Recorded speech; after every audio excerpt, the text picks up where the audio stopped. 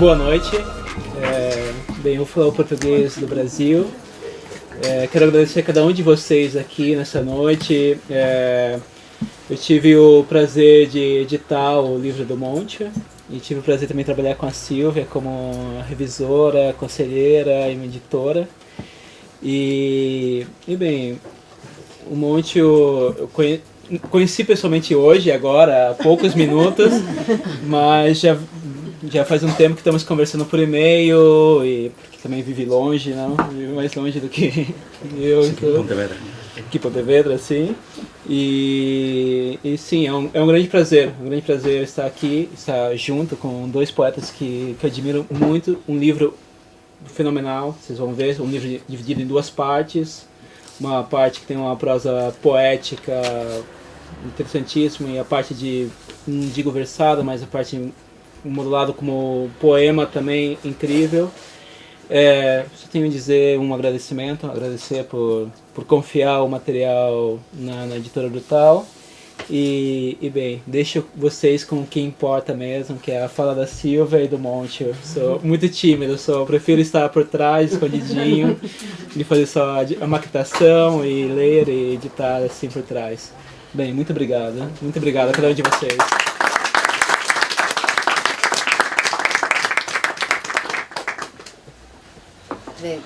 Boa tarde a todas e a todos. Eu simplemente escribín unhas cantas impresións do que foi a lectura de Tren, porque como non ia estar aquí na presentación, foi todo así moi rápido, non é mesmo ter un texto para revisar que un texto para comentar, distinta esa lectura. Entón esta outra lectura última foi un pouco apresurada, así que vou no ler para non perderme. Intentarei non ser moi lacónica, pero é curta, así que non vos vou aburrir moito.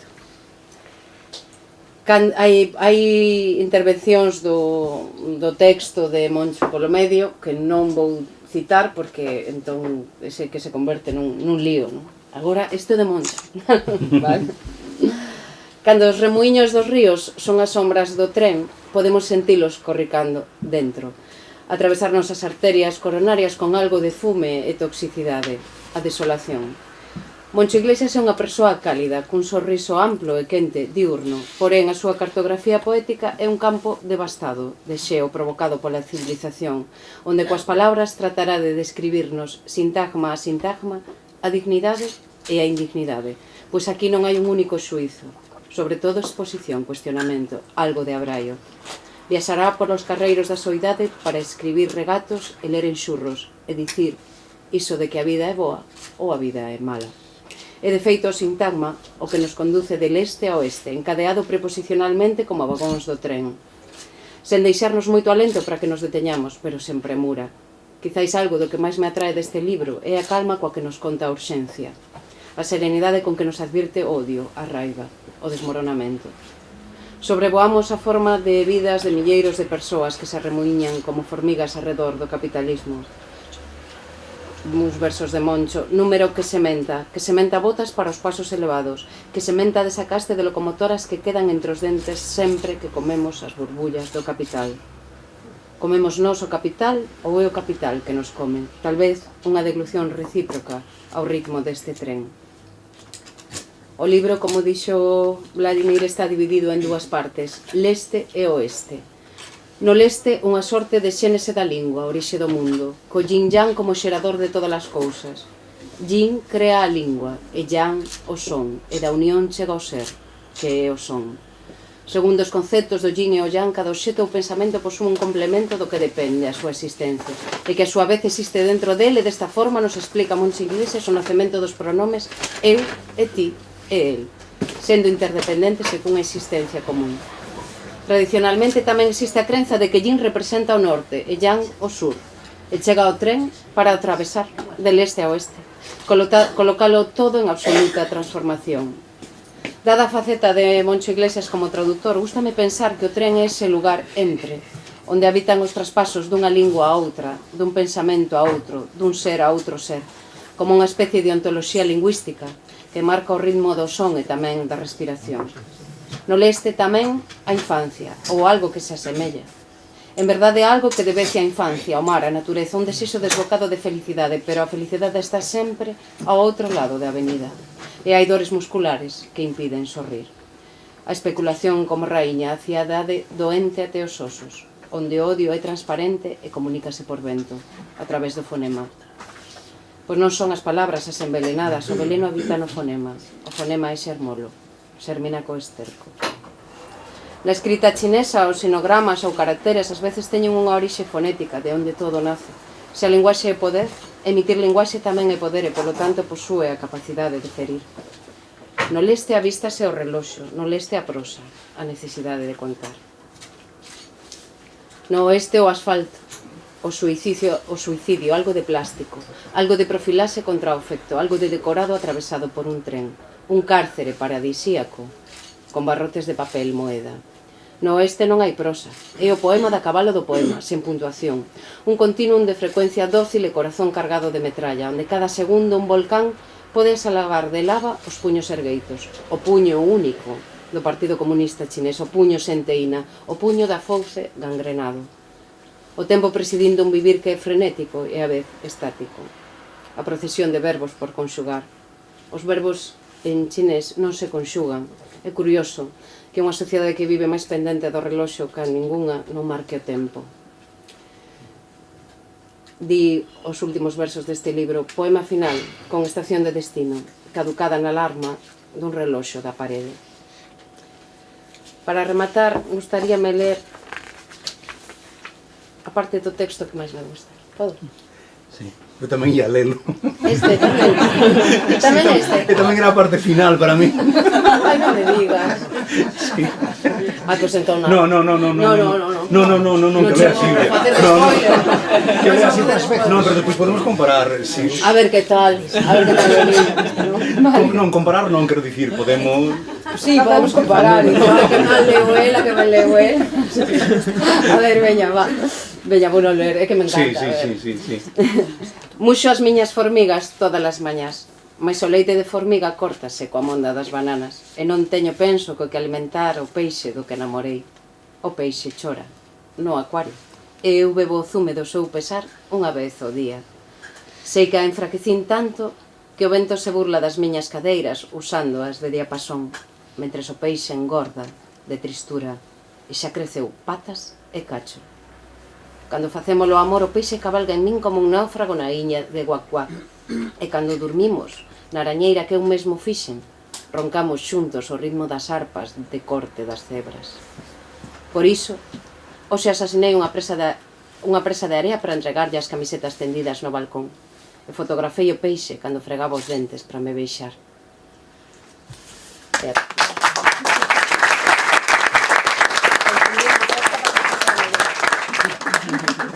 Xa, pero voume confundir agora un cacho. Agora sí tocan a min falar. Eu tamén escribín algo, porque senón perdome, senón non sei o que teño que dicir. Entón eu tamén fixen unha pequena presentación do que é a historia e vou ler tamén un pouco do libro. Antes de que me esqueza, porque sempre me esquezo, empezo polos agradecementos, non? Sobre todo a Vladimir primeiro, porque non fun eu quen confiou en Hurtado, foi Hurtado quen confiou en min, non?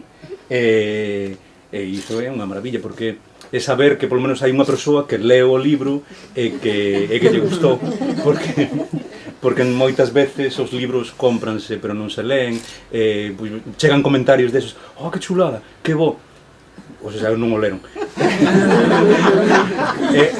A veces tamén chega algún malo, algún negativo, pero eso tamén é bo, porque eso significa que o leron. Pero cando chega bo, uns comentarios chulos, pois, son moito máis agradecidos para o ego, polo menos. Despois de que Vladimir me dixese que se ia publicar o libro, díxome que a corrección ia facela Silvia. Entón eu quedei totalmente maravillado, porque Silvia é unha rapaza que escribe de maravilla e que recita que é unha pasada e que canta moi ben. Vou facer a presentación de Silvia. E casi vou falar de Silvia, xa non teño que falar de mí. Entón parecíame unha maravilla, o que pasa que tamén me daba un pouco de medo de... Home, agora ademais de gustarlle ao editor, a Vladimir, teño que gustarlle a Silvia, porque senón Claro. se fai o traballo menudo coñazo ter que estar facendo unha revisión dun texto que non che vai gustar.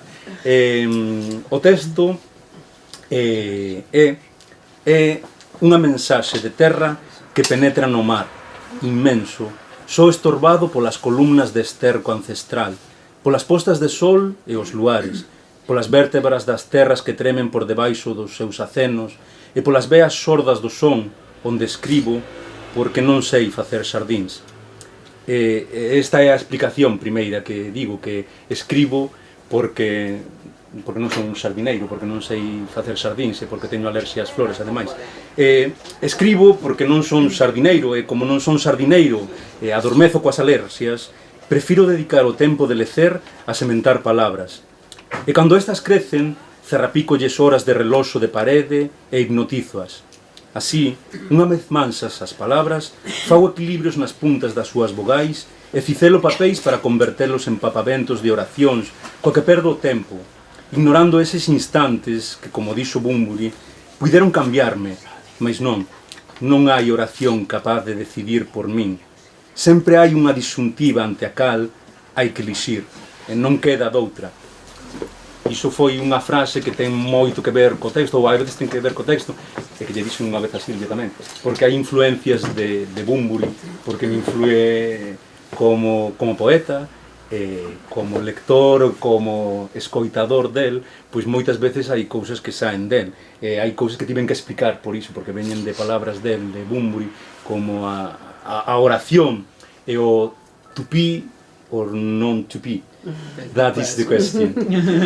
E iso non ven por Vladimir, pero iso xa estaba feito, porque xa ten un pouco máis de anos ese to be or non to be, que non é tampouco unha cuestión de utilizar o inglés porque no Concello de Vigo se utiliza máis o inglés co galego. É simplemente a cuestión contra todos os catequeses, contra todas as importacións de conciencia enlatada, contra o préstamo analfabeto, contra o mundo irreversible de cabeiras con ideas, contra as elites vexetais en comunicación co chan, contra as historias do ser que comenzan en Fisterra, contra a verdade das mentiras, contra o fachico sen man, contra a memoria como a fonte de costumes, contra a alegría como proba de alegría, contra as voces que cantan as virxes, contra as roupas castradas e sen tolemia, vereas. Sendas que nos leven a un lugar que non nos faga volver, ali onde nin nós mesmos podemos entender. Un vieiro que é mar, montes, penedos e chairas agochadas entre soportais de luz tenue. Un mar onde as bebidas do eu se mesturan co sal das palabras, xa molladas por eu e ti. Eu e ti, como os primeiros nós que naceron, aqueles que ignoraron o amor e souberon saberse para facer de si mesmos un holograma avaro da súa existencia. E eu naceu do medo á morte, o que non foi eu converteuse en ti. E ti coñeceuse, e unha vez posuíu coñecemento, derivou en el. Entón, eu tomou distancia, e ti e máis eu decatáronse das diferenzas entre eles, e el creceu, e creceu tamén o caos, e os pronomes naceron na area, e da area, incluso nas noites máis escuras, amanaron outros. E só entón, na fuxida das primeiras persoas, na procura do encontro do eu que xa non era eu, nin ti, nin ela, nin el, nin ti, nin ecos do ego, xurdiu o amor. E o acto, sen luxuria primeiro, sen amor despois.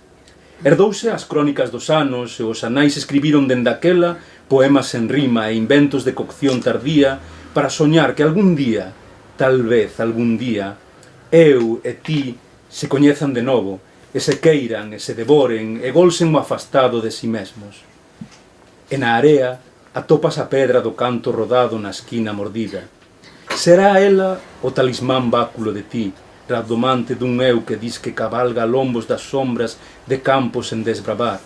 Aí, onde os ríos secan e escorregan os pensamentos con tetos de lá e dentes de leite.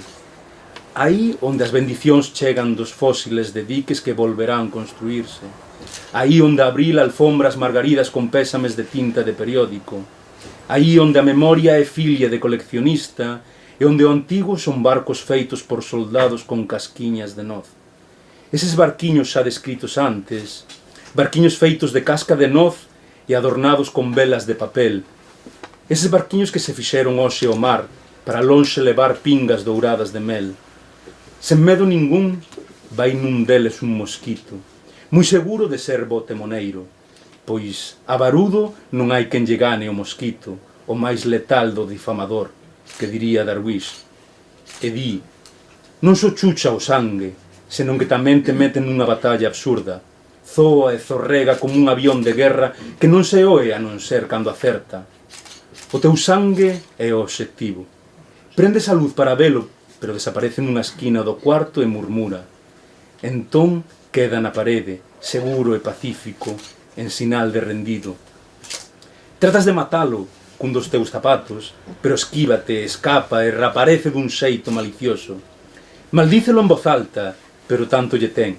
Negocias unha tregua cunha voz suave. Durme para que eu durma. Pensas que convenciches e apagas a luz e dormes. Pero xa che chuchou máis sangue e segue a zoar, ameazando cun novo ataque. E lévate a unha batalla mellor co insomnio. Prendes a luz doutra volta e rétalo. A él e mailo insomnio, lendo. Pero o mosquito aterra na páxina que estás a ler, co que te contentas e dis para ti, caeu na trampa. E pechas o libro con forza. Mateino, mateino! E cando abres o libro para celebrar a vitoria, non topas nin mosquito nin palabras. O teu libro está en branco. O mosquito non é unha metáfora, nin unha metonimia, nin un xogo de palabras. É un insecto que quere o teu sangue, e pode cheiralo a 20 millas.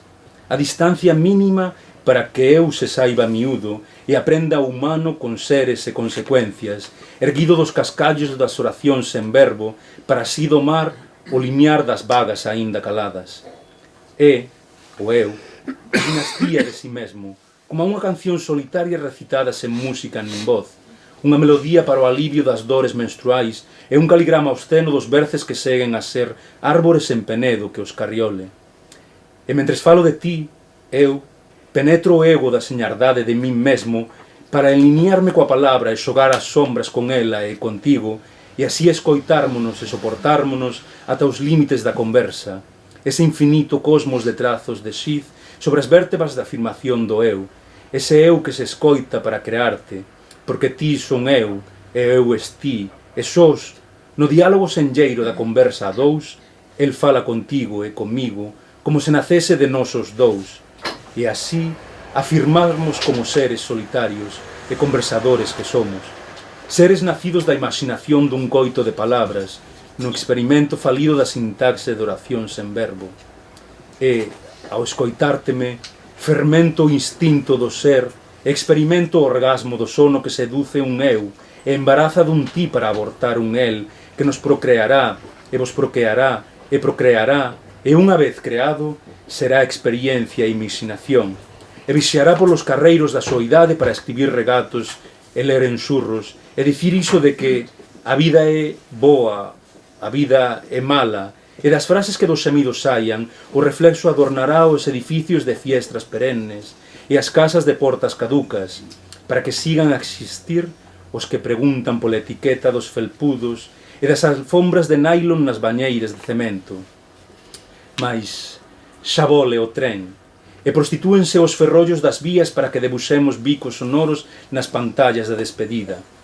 Concibímonos, pois, lacazáns do el indefinido e da memoria que sempre muda, e erguemos novas pancartas para que a noite cubra os bastidores onde vemos espir as palabras exclamadas, onde vemos suicidar os dedos con humidade, onde vemos pronosticar o dominio do el herdado dun ti e dun eu afónicos de non falarse.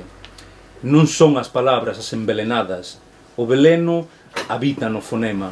O fonema é xérmolo, xermina co esterco, como odio, o quiste da envexa, un arranxo de coágulos con disfunción eréctil, carencia de afectos tristes, carencia de loita, carencia de menosprecio, igual o menosprecio de quen descoñece o sabor da saliva cando namoras.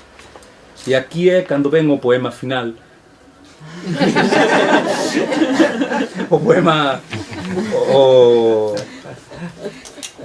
O poema final porque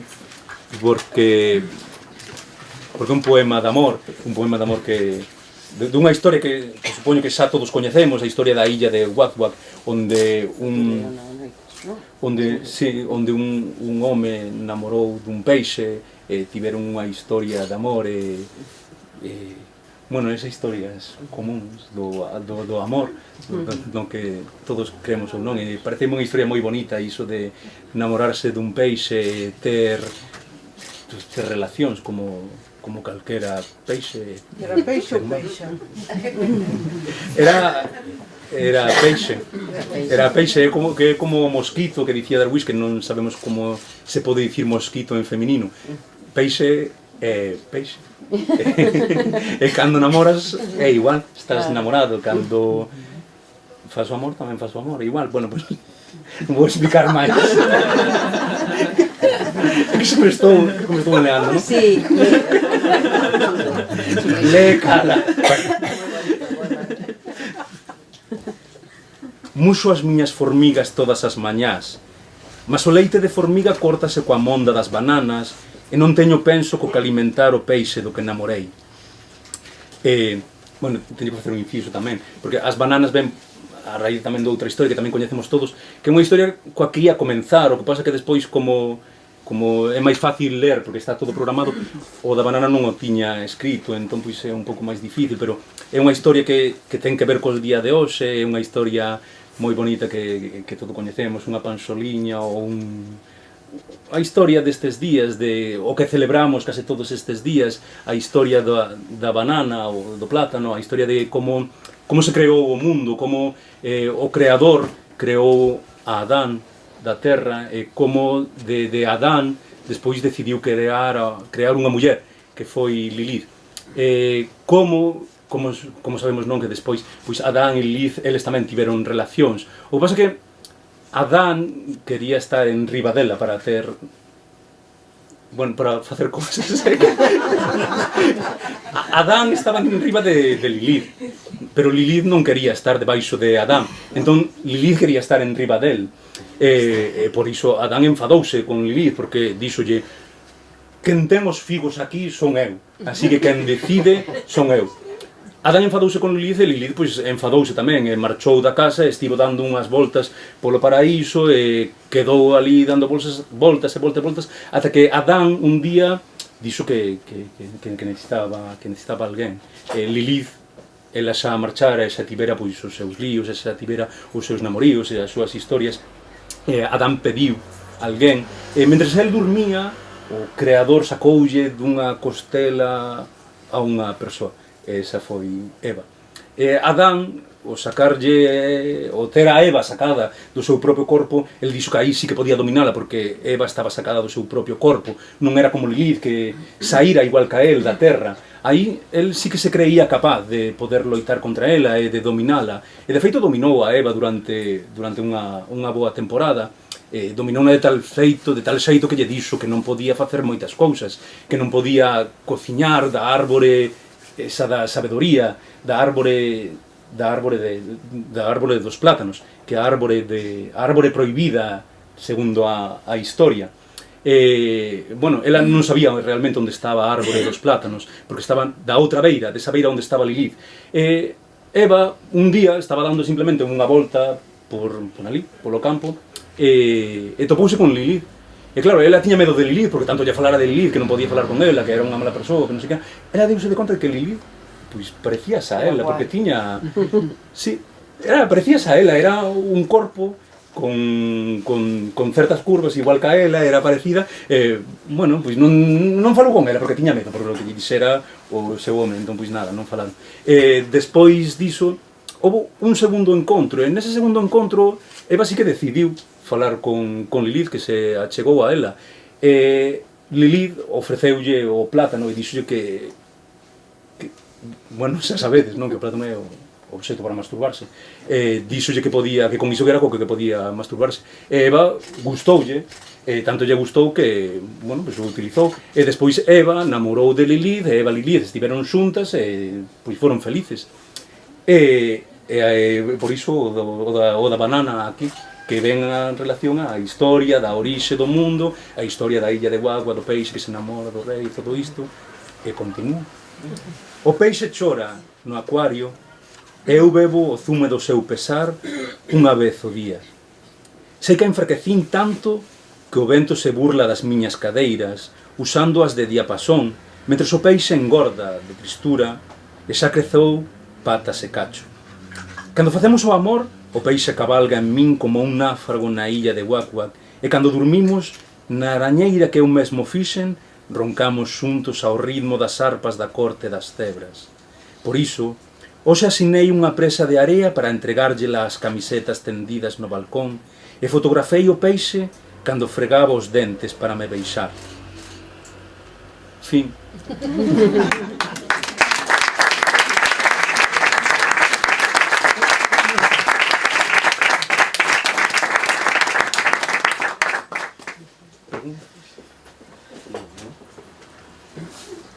Non hai preguntas? Ese libro.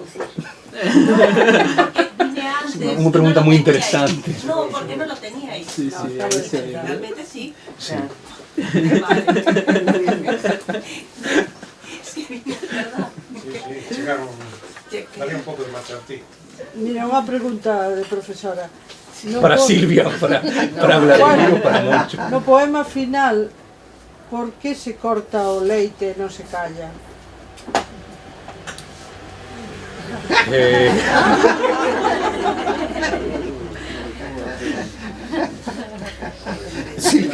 Silvia é a correctora.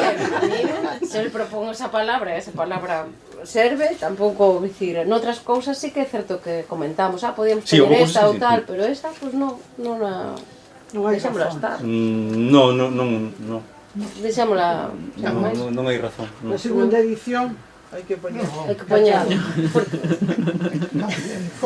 No, porque iso é castellanismo. Eu nunca te oí a miña avó dicir cortas o leite, calles. Bueno, pois iso é culpa do editor que... No, é culpa miña, que nunca revisei, pero bueno, non momento Non, de revisora non, que revisou moito.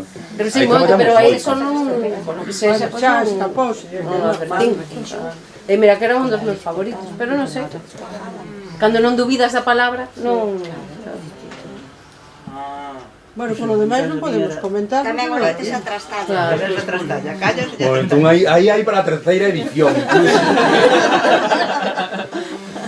Segunda revisada e terceira ampliada. Claro.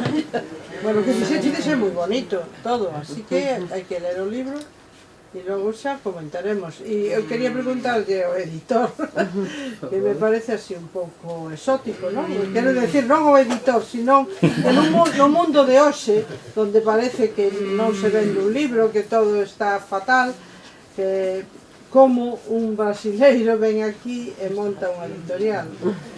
Pois, eu sinto que uma das únicas coisas que eu consigo fazer na minha vida é fazer livros, sabe?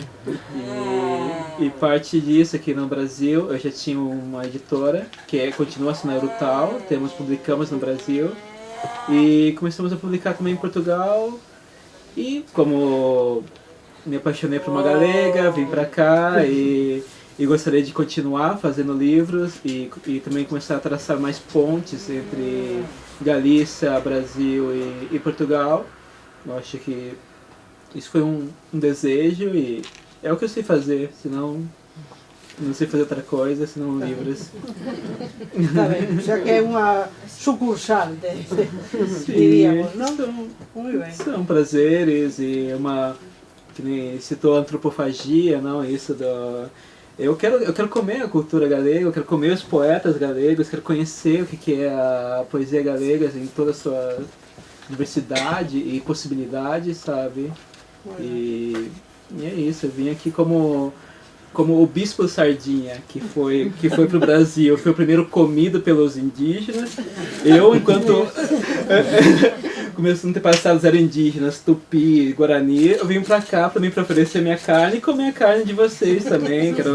Quero conhecer isso, o que é, ainda mais que a origem do português, como todo mundo sabe, um galego e tal, e as cantigas, não, são galegas. Isso sempre me motivou muito, Gil Vicente com os livros em galego e tal, e não sei, pra mim não parece um retorno, mas é um desejo de comer. Eu quero saber o que é, o que é essa contemporaneidade, não?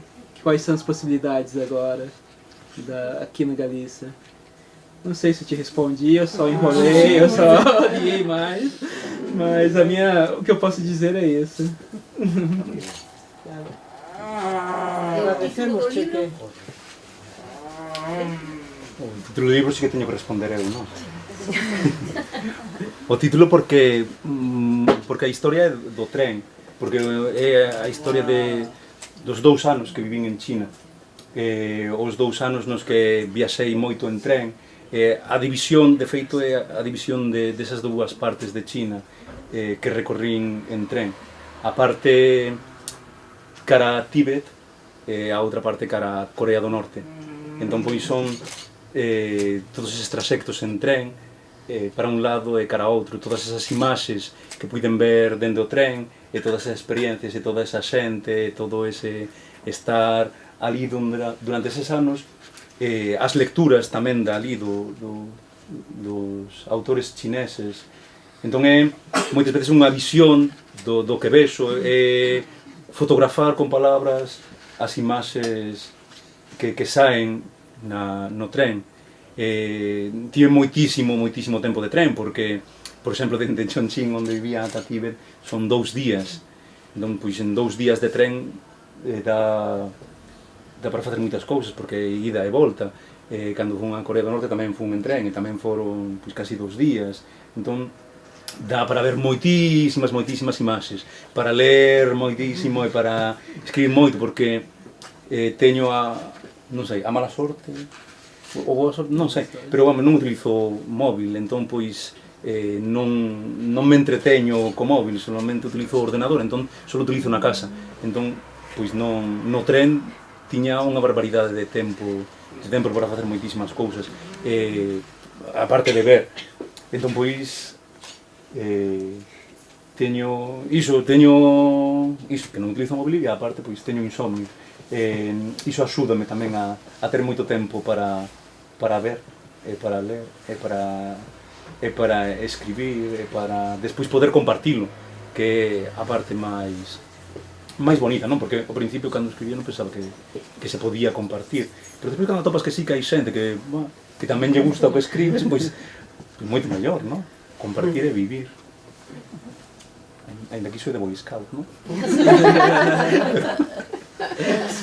Pero nunca fui un Boy Scout. Podía ser. Pero utilizo moito, porque, bueno, iso dá moito xogo para as clases tamén, para conxugar a terceira conxugación, non? Respondín.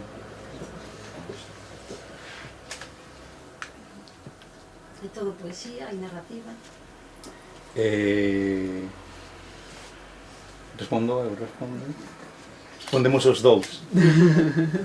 Non sei, é que a miña definición esa resulta un pouco difícil, porque gústame escribir, a comparación é un pouco bestia, non?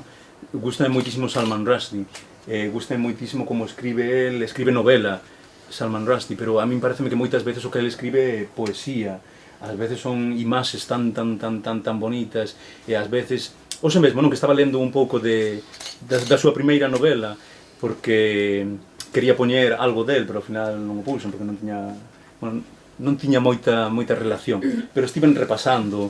Se agora alguén me di, pois fálame da novela, a verdade é que non podo dicir nada.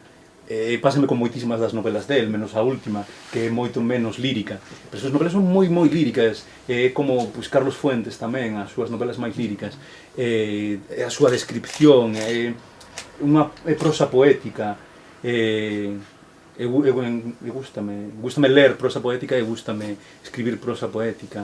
O que pasa é que non me gusta lela tampouco con moita frecuencia, porque agota un pouco, necesitas espaciala. Gústame tamén ler novelas que podes ler dun tirón, destas que xa, que o argumento tira da... Que o argumento tira, que non sei, que agora, por exemplo, venme a mente O lápis da noite, vou facer máis publicidade. Porque foi unha novela que foi das lecturas que levei da última saída, que lín unha fin de semana, porque enganchoume totalmente, é boísimo. É unha película, digo, é unha novela moi fílmica tamén, é moi musical tamén, porque ten moito dos músicos ou dos grupos de música da época argentina, da ditadura. Hai unha película, O lápis da noite, que se parece que é como a novela. Esas novelas tamén encantan. O que pasa é que eu non escribo así, en absoluto, para nada.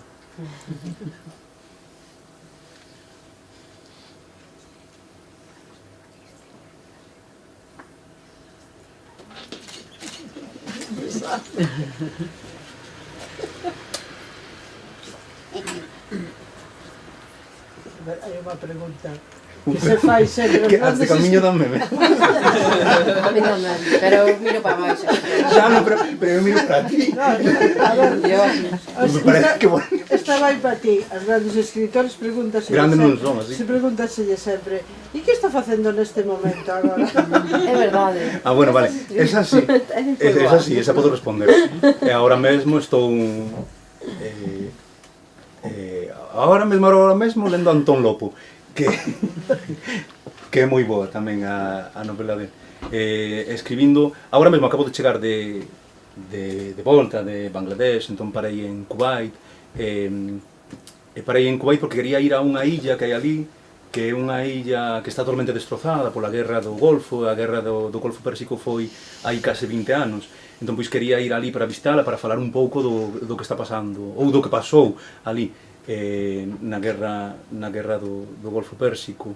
Entón pois estou intentando escribir sobre iso, estou intentando escribir tamén sobre unha cousa que me preocupa moito máis, que é o conflicto de Yemen, porque é un conflicto que está totalmente calado, que está totalmente esquecido, onde xa hai millóns de persoas mortas, onde hai millóns de desaparecidos non, asasinados, de xente que está vivindo fora.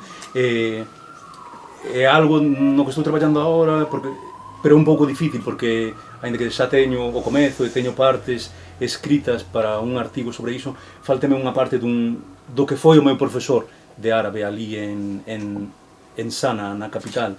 Escribín ya hai varias semanas xa para poder acabar o artigo, porque eu quería acabalos para agora, para poder acabalo, para poder empezar noutra cousa. Pero aínda non me respondeu, entón pois moitas veces tarda moito en responder, pois non hai luz, non hai internet. Quero contar esa realidade, quero contala, quero que a conte el, vamos, quero que sexa el a voz que diga o que está pasando ali, polo menos para que a xente saiba que hai moitísimos problemas no mundo, por suposto, e aquí tamén os hai, pero saber eses que están moito máis calados, porque polo menos cando os expresamos, polo menos temos alguén que nos carón, nos dá certa axuda, pero ali esa xente non ten nada de axuda, porque non hai ningún eco. Entón o que estou facendo, basicamente agora, no que estou traballando son en artigos xornalísticos e na tese. Seguro.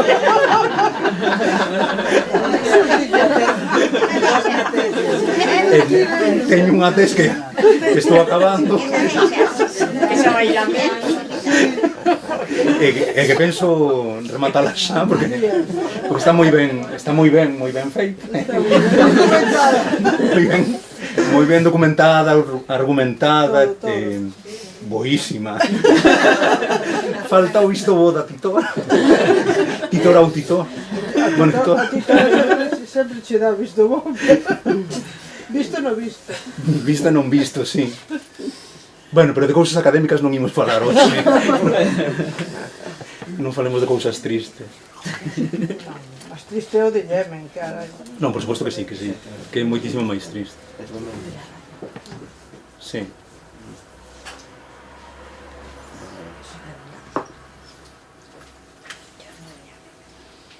Mira, vouche preguntar unha cousa que me pregunta ela, por que este simboliño que ela non quere? Tamara non quere.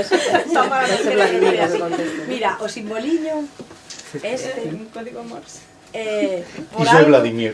Iso non teño nada que ver. Vale. Então, esse Da maquetação. é o logotipo da editora. Ah! E assim, porque Urutau, não sei se sabem que é um pássaro típico da América Latina, e o urutá, o nome é tupi, e o nome urutá, esse pássaro, é um pássaro como se fosse uma coruja, e é uma coruja que durante o dia fica assim, sabe, um pedaço de árvore, assim, um galho, e se camufla. E durante a noite voa, é uma ave de hábitos noturnos, e na mitologia tupi, na mitologia de algumas tribos indígenas, é a mãe da lua, esse pássaro. Ele faz assim, a lua não deixa de ser o ovo desse pássaro, sabe? E aí isso é um logo, essa brincadeira entre um olho aberto, noturno, e um olho fechado. E é um jogo assim. E aí uma ideia de deixar sempre os livros com o nome do livro, o autor, e a editora não escrever o nome da editora, mas só o símbolo. Como fosse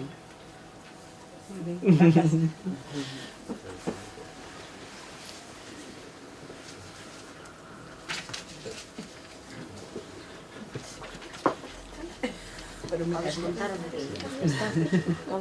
Xa está. Ninguén di nada máis. Ninguén di nada máis. Chegou. conto que estás facendo en Bangladesh e nos enteremos. É verdade, que pasa ali? A ver. A máis da tese,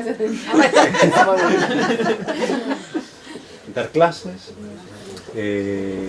ler moito, porque iso é unha das cousas mellores que teñen ali en Bangladesh. Teñen moitísimos libros, boísimos. Bueno, hai moitísimos libros, os libros son boísimos, pero boísimos no sentido que son baratísimos. Entón é unha gozada, porque hai moitísimas librerías, e topas todos os libros que queiras. Pero en que lingua? En inglés. Bueno, pero os autores dali, por exemplo, escriben en inglés, moitos deles, porque é unha forma de promocionarse. Bueno, sí, é outra historia, aínda que Bangladesh foi un país que se independizou por a súa lingua, pero moita xente escribe en inglés porque pensan que así poden publicitarse máis ao mundo, poden chegar ao mundo, cando en realidade non chegan ao mundo, porque publican en Bangladesh e lee a xente de Bangladesh, nada máis. Bueno, iso que estou facendo bueno, tamén outro adianto editorial. Estou facendo unha traducción de Randa Jarrar, que é unha escritora palestino-estadounidense moi boa, a autora de Un mapa do lar. Agora, o ano que ven, vai sair non é a segunda novela, esa é a primeira novela, e despois escribiu un libro de contos. Entón van sair eses contos, o que estou preparando, uns contos moi bons, como a obra dela, moi combativa, moi feminista, moi pro Palestina, moi reivindicativa, moi berrona, como ela mesma, que non sei se sabedes, pois hai pouco tivo un caso moi forte dentro da Universidade de Fresno en Estados Unidos, porque cando morreu a muller de Bush, foi a que morreu. E que, bueno, pues, claro, todo o mundo se encheu, como cando morre alguén, non? Oh, que pena, que boa persoa ela dixo que non, que oxalá morrese antes, porque fora unha cómplice de todo o que pasara. Entón, pois, aí choveron as críticas contra ela, tivo problemas na universidade, ela non se retractou, e dixo que era a súa opinión e que estaba totalmente convencido co que dicía, que a votasen da universidade ou non, pero ela tiña dereito a ser libre a opinar o que lle dese a gana. Unha muller que fala o que lle dá a gana, e que como persoa é moi boa, moi reivindicativa, e como escritora na súa obra tamén reflite esa parte, nos seus contos, conta todas esas batallas que ten que pasar como muller árabe, liberada do seu corpo, nun país que non é o seu, nunha cultura que é a súa, vindo dunha cultura que tampouco é a súa, porque é filla de un pai palestino, unha nai exipcia, criada en Kuwait, do que tivo que escapar en 1990 pola guerra do Golfo Pérsico, e dali tivo que fuxir, e todo iso contao tamén na súa novela, entón é parte... autobiografía. Sí, é parte autobiográfico, é como a historia dela. A historia... A mí parece moi graciosa, é fácil de ler, Sí, non, porque ten cousas moi simpáticas como pois, non sei, unha vez cunha compañeira nosa fixenlle unha pregunta que había aí, porque ao traducir a veces, claro, teño que facer preguntas a moita xente, porque hai palabras que non sei, hai cousas que non sei como son, e unha das cousas é unha enquisa pequena que fixen sobre para que utilizades o bidet. Non digo máis, porque ela utiliza o bidet para lavar os pés. Mundialmente coñecido. Pois, o mesmo que para o que se utilizan os plátanos. Todo o mundo sabe. Xa está dito. Gracias.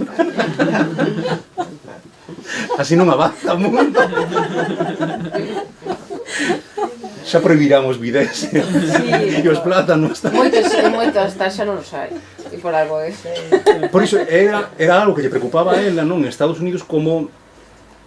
E claro, tamén a min preocupoume como te divirtes en Estados Unidos se non tes bidé. Se non hai bidé. Pois non sei. Sigo tendo a mesma dúbida, non volvín preguntar, non a enquisa deixeina e esa. Bueno, queda aberta a enquisa. Non é necesario que responda.